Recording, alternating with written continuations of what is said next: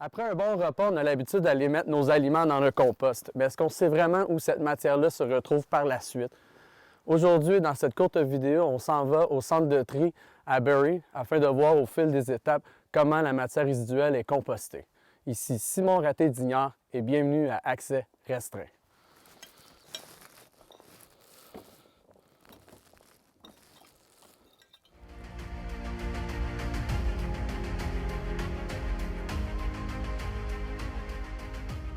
Au niveau de la réception des matières, naturellement, comme on dit, c'est une opération qui a lieu 365 jours par année. Donc, la collecte de bacs bruns, ça se fait tout le temps. On va recevoir ici au site de compostage environ 55 000 tonnes par année. Donc, c'est pas pour rien que vous allez voir des grosses montagnes un peu partout. Là, ça fait beaucoup de matière. Et donc, c'est ça, les différentes matières, là, plus de résidus verts, des feuilles à l'automne, du résidu alimentaire à longueur d'année. Donc, c'est plusieurs camions par jour. On va voir les camions de feuilles. On reçoit beaucoup de feuilles, donc des feuilles en vrac. Mais on a aussi de la petite clientèle, donc des camions réguliers qui passent là, chez les clients qui vont nous amener ici. Et de plus en plus, on voit les collectes là, au niveau des résidus alimentaires, au niveau des restaurants, des écoles et ces choses-là. Donc, tout ça aussi, c'est reçu ici et ça fait partie de nos recettes là, pour le compostage.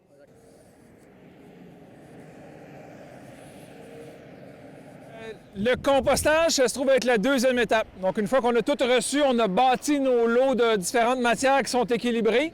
Donc, ces matières-là, on va commencer le processus de dégradation de la matière organique.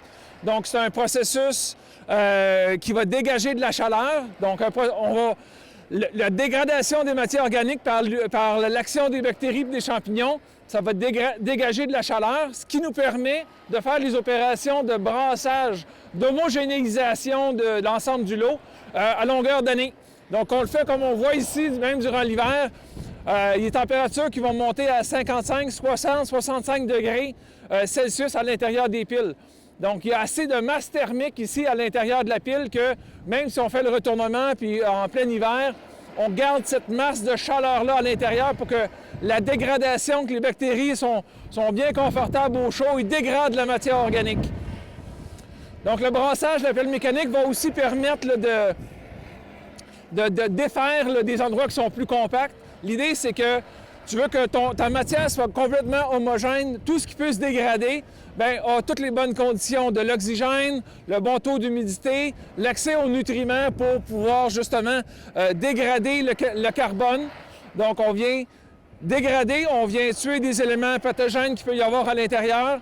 On vient faire un produit uniforme. Donc, il va y avoir 3, 4, 5 brassages comme ça qui va se faire à la pelle mécanique. Et au fur et à mesure que le processus, le processus de compostage se fait, on voit le changement de texture de la matière. On voit que la matière elle va devenir beaucoup plus stable et la température va se mettre à diminuer par la suite parce qu'il y a moins d'activité biologique. Donc, selon les processus en cours de route, là, on va venir au cours de... lorsque la matière est assez dégradée, c'est là qu'on a accès au corps étranger. Donc, c'est une bouteille de plastique au travers qui est pognée au travers de branches et tout. Lorsque la matière se dégrade, c'est beaucoup plus facile d'aller enlever cette matière-là, ce corps étranger qu'il y a à l'intérieur.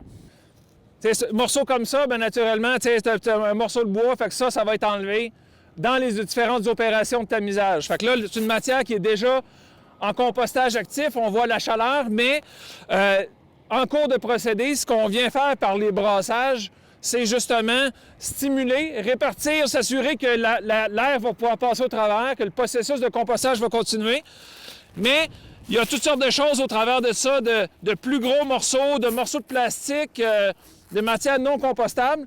Fait que quand la matière elle se dégrade, on peut plus facilement ségréguer les corps étrangers, les matières qu'on ne veut pas qu'ils restent dans le compost.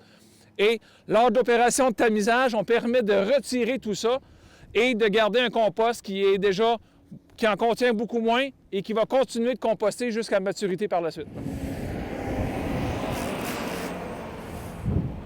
L'opération qu'on voit, c'est une opération qui est très importante, donc c'est le tamisage. Le tamiseur, c'est un tamiseur rotatif, donc c'est un équipement qui est en rotation avec les grilles à l'intérieur. Donc, on choisit la grosseur de grille selon le type de produit et l'opération qu'on veut faire. Donc, soit plus petit pour les produits finaux ou soit une grille plus grosse pour enlever les débris à l'intérieur.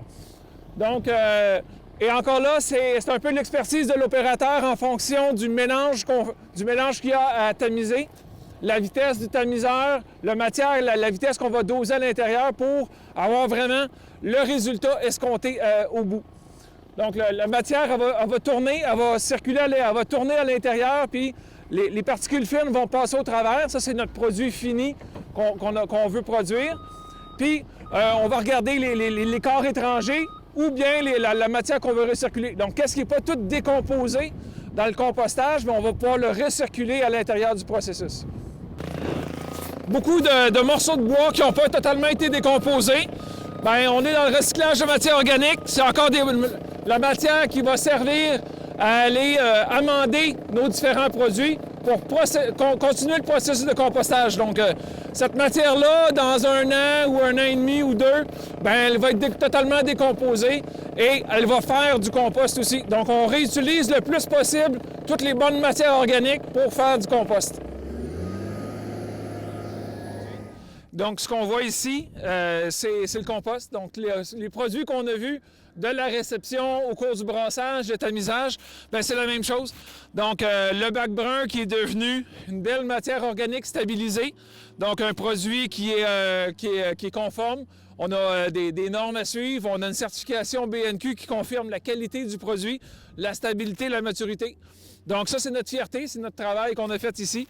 Le final, donc on vend le produit, le compost végétal comme ça, directement, qui peut servir pour amendement des jardins, des pelouses et autres. Ou bien c'est l'ingrédient de base qu'on sert pour faire différents terreaux. Bien, j'espère que les gens ont apprécié la visite, de découvrir un peu ce qui se passe ici. On trouve ça particulièrement important, justement, de pouvoir montrer ce qui se passe ici, que les gens aient vraiment confiance que leur contribution, leur geste qu'on demande pour trier la matière organique dans votre bac brun, là, bien, ça fonctionne super bien. Ça permet de recycler de la matière organique et ça permet de faire un produit qui est un excellent produit à la fin. Donc, ça n'a que des bénéfices, le compostage. Donc, on parle de combattre les gaz à effet de serre, les changements climatiques. Bien, cette matière organique-là, bien, ça va dans un site de compostage.